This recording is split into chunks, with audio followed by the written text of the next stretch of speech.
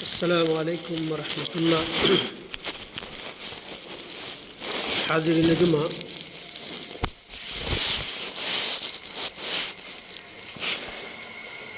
آج کے خطبہ میں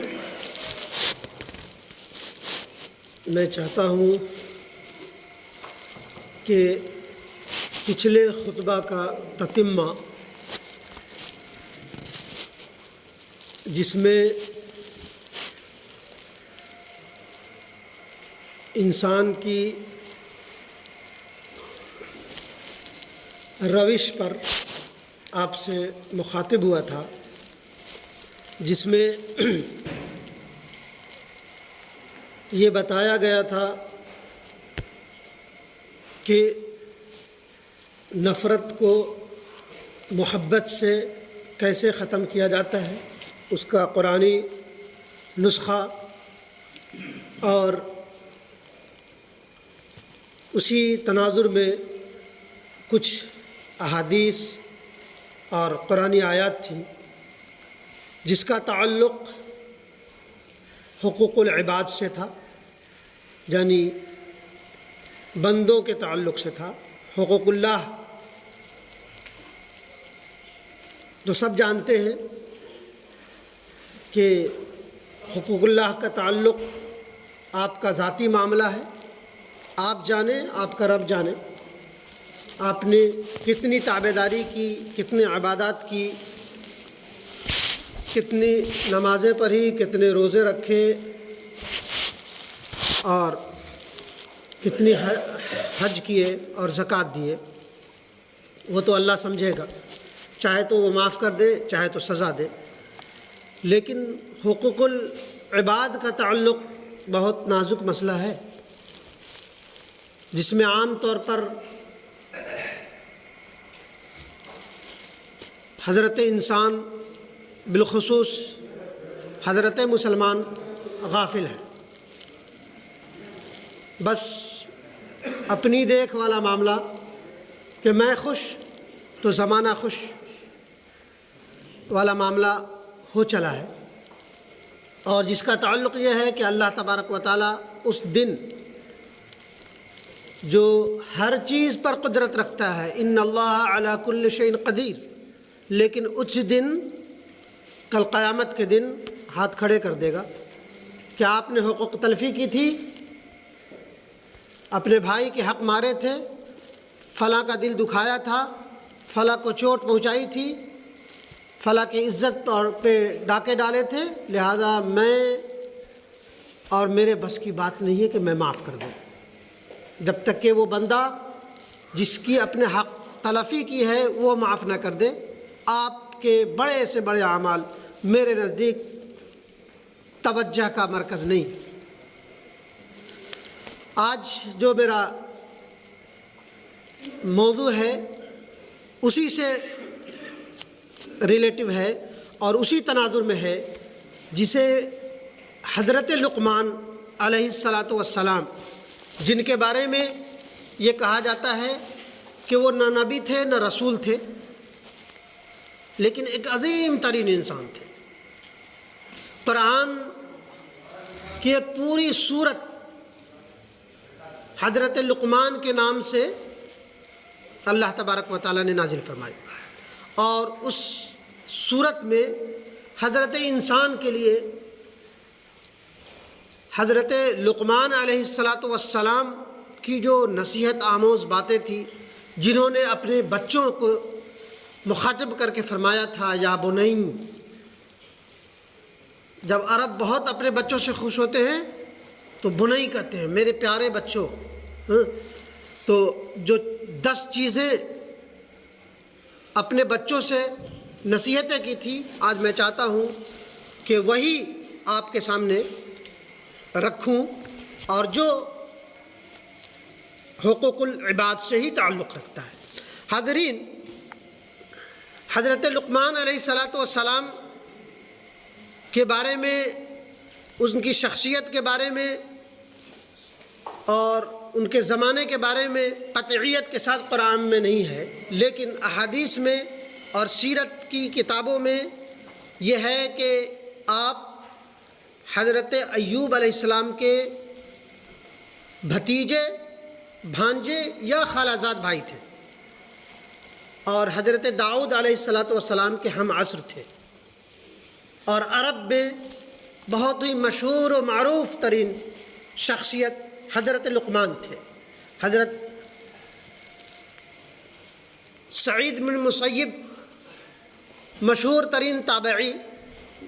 تابعی ان کو کہتے ہیں جنہوں نے صحابہ کرام کو دیکھا ہو۔ وہ کہتے ہیں کہ ایک حبشی غلام کو، کالے شخص کو دیکھا جو بظاہر خوبصورت نہیں تھا، تو حضرت سعید بن مسیب کہتے ہیں کہ اے حبشی، اے کالے رنگ والے، آپ دلگیر مت ہو، 3 ایسی شخصیتیں گزری ہیں جو کالے تھے اور عظیم المرتبت اور بہت ہی بلند وقار کے حامل تھے، جن میں سے ایک حضرت بلال حبشی رضی اللہ عنہ، ایک حضرت عمر فاروق کے غلام مہجہ، اور ایک حضرت لقمان حکیم علیہ السلام، کہ یہ تینوں لوگ گرچہ کالے تھے، ان کے ہونٹ بہت موٹے، رنگت کالی اور دیکھنے میں بہت اچھے نہیں تھے، لیکن اللہ کی نظر میں بڑی عظیم المرتبت شخصیتیں گزری ہیں۔ حاضرین، حضرت لقمان علیہ السلام نے بہت بڑی لمبی تمہید ہو گئی، باتیں ابھی اصل رہ گئی ہیں۔ حضرت لقمان علیہ السلام نے یہاں بہت ساری چیزیں کہیں کہ جب کسی کے گھر داخل ہو تو اندھے اور نکلو تو گنگے ہو کر کے نکلو، یعنی کسی کے گھر جاؤ، مہمان بلائے جاؤ یا کہیں جاؤ تو ان کے کسی چیز پہ نظر مت رکھو، اور نکلو تو گنگے بن جاؤ کہ کیا دیکھا کیا نہیں دیکھا۔ ایسا نہیں کہ گئے اور لگے ادھر ادھر تاک جھاک کرنے اور نکلے تو بس یہ دیکھا وہ دیکھا ایسا ویسا، تو بڑی حکمت کی بات تھی۔ اور کہا کہ زبان کی حفاظت کرو، نماز میں اپنے دل پہ قابو رکھو، لیکن یہ 10 چیزیں جو ہیں وہ بڑی عظیم ترین چیز ہے۔ سورہ لقمان کی آیت نمبر 13، وَإِذْ قَالَ لُقْمَانُ لِابْنِهِ وَهُوَ يَعِظُهُ يَا بُنَيَّ لَا تُشْرِكْ بِاللَّهِ إِنَّ الشِّرْكَ لَظُلْمٌ عَظِيمٌ، کہ اور جب لقمان نے واعظ کہتے ہوئے اپنے لڑکے سے فرمایا، میرے پیارے بچوں، اللہ کے ساتھ شریک نہ کرنا، اللہ کے ساتھ شریک نہ کرنا، ساجھی نہ بنانا، پارٹنر اللہ کا نہ بنانا، یہ بڑا بھاری ظلم ہے۔ یہ ایک اللہ ہے، وہی عبادت کے لائق ہے، اسی نے اس کائنات کو پیدا کیا، اسی نے زمین، آسمان، سورج اور چاند میں رنگت ڈالی، اور وہی تھامے ہوا ہے، وہی عبادت کے لائق ہے، وہی ہماری حاجت پوری کرتا ہے، حاجت روا، مشکل کشا، اولاد دینے والا، بیماری دینے والا، شفا دینے والا صرف وہی ذات ہے، موت دینے والا، زندگی دینے والا، عروج دینے والا اور زوال دینے والا وہی ذات ہے، اس کے علاوہ کوئی نہیں ہے۔ شرک مت کرنا، شرک بڑا بھاری ظلم ہے۔ پھر فرمایا کہ اس کے تناظر میں اللہ تبارک و تعالیٰ نے دوسری جگہ فرمایا، سورہ نساء نمبر 48 میں، ان اللہ لا یغفر ان یشرک بہ ویغفر ما دون ذلک لمن یشاء ومن یشرک باللہ فقد ضل ضلالا بعیدا، کہ اللہ تبارک و تعالی شرک کے علاوہ جتنے بھی گناہ ہیں وہ چاہے تو اپنی رحم و کرم سے معاف کر دے، شرک کو معاف نہیں کرتا، اور جس نے شرک کیا اس نے دور کی ضلالت میں پڑ گیا اور برباد ہو گیا۔ دوسری جو نصیحت تھی بہت پیاری نصیحت تھی،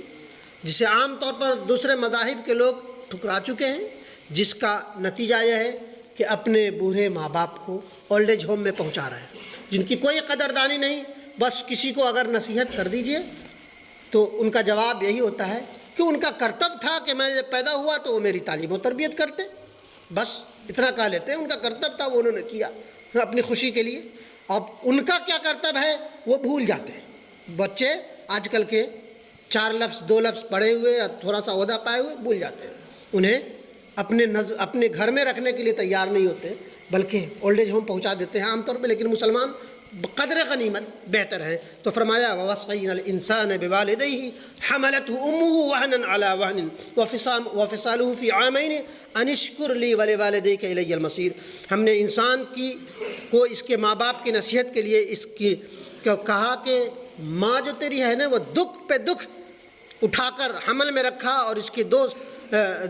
برس میں دودھ چھڑائی، تو میری اور اپنے ماں باپ کی شکر گزاری کر۔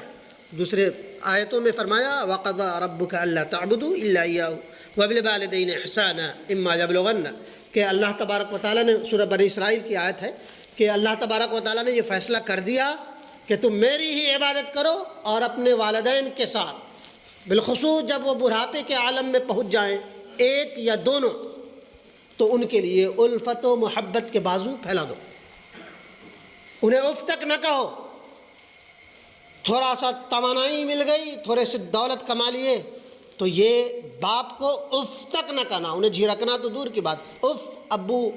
ایسا نہیں، ایسا بھی نہیں، کہ ویسے ہی الفت و محبت کے بازو پھیلا دو جنہوں نے بچپنا میں تمہارے لیے الفت و محبت کے بازو پھیلا دیے تھے۔ یہاں تفصیل کا موقع نہیں، ورنہ یہ بات کہ الفت و محبت کے بازو پھیلا دو، انہیں اف تک نہ کہو، اور ان کے ہر ناز و نخرہ کو، ہر چرچراپن کو، ہر عادت و اطوار کو ویسے ہی یاد رکھو جیسے تم بچے تھے، کچھ نہیں کر سکتے تھے، جب پہلی آواز پر خوشی سے بالکل اترا گئے تھے، گالی ہی باپ کو کیوں نہ دی، اترا گئے کہ میرا بچہ بول پڑا۔ پہلے لقمے پر وہ خوشی سے اپنے دوستوں میں سے گفتگو کرنے لگے، میرا بچہ کھانے لگ گیا، یا قدم اٹھاتے تھے تو دوستوں میں یہ کہ میرا بچہ چلنے لگ گیا۔ ویسے ہی جب تمہارے والدین ڈگمگانے لگے، بڑھاپے میں چڑچڑاپن کے شکار ہوں، یا تم اپنے اس لقمے کو یاد کرو کہ جب تم نخرے سے دوڑتے پھرتے تھے اور وہ چمچ میں دودھ لیے ہوئی یا کھانے کے سامان لیے پھرتی تھی کہ بابو چاند دیکھ کر کے کھا لے، اس چیز کو کرو کہ جب وہ نہ کھانے لگے، جب چڑچڑاپن ہو، انہیں وہ ہو، تو ایسا نہیں کہ تھوڑا سا گر گیا جھڑک دو، یہ کرو وہ کرو۔ کہا کہ ویسے ہی اپنے دن کو یاد رکھو کہ جیسے تمہاری ہر نخرے کو، ناز کو اٹھا کر کے تمہاری پرورش کی ہے۔ بہرحال اور یہ کہا گیا کہ جو اپنے ماں باپ کا شکر گزار نہیں ہو سکتا، جو اللہ تبارک و تعالیٰ نے بطور نعمت دی ہے، وہ اللہ کا شکر گزار ہرگز ہرگز ہرگز نہیں ہو سکتا۔ حاضرین، تیسری بات اللہ تبارک و تعالیٰ نے فرمایا یا بنی اقم الصلاۃ وامر بالمعروف وانہی عن المنکر واصبر علی ما اصابک ان ذلک من عزم الامور۔ یہ سورہ لقمان ہی کی آیت نمبر 17 ہے۔ اے میرے پیارے بچوں، تو نماز قائم رکھ، اچھے کاموں کی نصیحت کر، اور جو مصیبتیں تم پر آئیں، بالخصوص نماز میں یا امر بالمعروف نیکی کا حکم دینے میں، برائی سے روکنے میں، کسی کو نصیحت تو کر دیجئے۔ اگر اس کے من کے خلاف ہوئی تو الٹے تمہیں، اگر کوئی شرابی ہے اس کو شراب سے روک دو، کوئی زانی ہے اس کے بطور حکمت بھی کہہ دو، وہ کیسے تمہارے دشمن بن جاتے ہیں۔ تو اس پر اگر کسی طرح کا دکھ تم کو پہنچے تو ان پہ صبر کر، یہ بڑی تاکیدی کاموں میں سے ایک کام ہے صبر۔ ولا تصعر خدك للناس ولا تمشي في الارض مرحا ان الله لا يحب من كان مختالا فخور ان الله لا يحب كل مختال فخور۔ یہ سورہ لقمان ہی کی آیت نمبر 18 ہے۔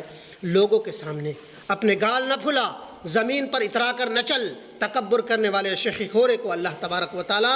ہرگز ہرگز پسند نہیں کرتا۔ آپ کی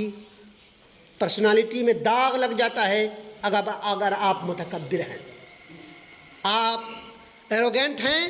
تو کوئی بھی آپ کو دل سے اہمیت نہیں دے گا۔ آپ اگر متکبر ہیں، گھمنڈی ہیں، تو اللہ تبارک و تعالیٰ دنیا میں ہی دکھا دیتا ہے کہ تم متکبر ہو، ڈر سے لوگ آپ کی عزت تو کر سکتے ہیں، لیکن آپ کے جانے کے بعد یا آپ کے پیچھے آپ کی ناقدری ہی کریں گے، آپ کے بارے میں یہی کہیں گے کہ یہ اچھا انسان بہرحال نہیں۔ اللہ تبارک و تعالیٰ نے بڑی پیاری بات کہی ہے کہ جس شخص کے دل میں ذرہ برابر بھی تکبر ہے وہ جنت میں نہیں جائے گا۔ کہا کہ کسی اگر جہنمی کو دیکھنا ہے تو تم دیکھ لو کہ وہ چلے گا تو متکبرانہ انداز میں، وہ جیے گا تو متکبرانہ انداز میں، وہ بولے گا تو متکبرانہ انداز میں، اور ہر اپنے سے چھوٹے کو ذلیل اور خوار سمجھے گا، وہ جہنمی کی علامت بتایا اللہ تبارک و تعالیٰ نے۔ فرمایا الکبر ردائی، یہ حضرت لقمان کی نصیحت ہے، ہر عام و خاص کے لیے بڑا سبق آموز نصیحت ہے۔ کہا کہ الکبر ردائی، کہ کبر جو ہے، گھمنڈ ہے، ایگو ہے، ایروگنٹ ہے، یہ میری چادر ہے، میری چادر ہے۔ اللہ تبارک و تعالیٰ متکبر ہے، کبر ہے، بڑائی ہے، ہاں، اور وہ سب صرف اس ذات کے لیے ہے۔ کوئی شخص اگر کبر کرتا ہے، تکبر کرتا ہے، گھمنڈ کرتا ہے، تو گویا وہ میری چادر کو چھیننے کی کوشش کر رہا ہے، میری چادر کو۔ میری رضا ہے تکبر، اللہ تبارک میری رضا ہے کہ اگر میرے چادر میں چھین تان کرو گے تو ذلیل خوار ہوگے اور جہنم کے ایندھن بنو گے۔ حاضرین، پھر آگے فرمایا وَاخْفِضْ مِنْ صَوْتِكَ إِنَّ أَنْكَرَ الْأَصْوَاتِ لَصَوْتُ الْحَمِيرِ، کہ جس شخص کو کہ دل میں ذرہ برابر ہوگا وہ جہنمی ہے۔ اپنی رفتار میں میانہ روی اختیار کر، اپنے رفتار میں میانہ روی اختیار کر، اپنی آواز میں نرمی اختیار کر۔ وَاقْصِدْ فِي مَقْصِدِكَ إِنَّ أَنْكَرَ الْأَصْوَاتِ لَصَوْتُ الْحَمِيرِ، کہ چل تو میانہ روی کے ساتھ چل، بول تو میانہ روی کے ساتھ چل، چیخ پکار مت کر۔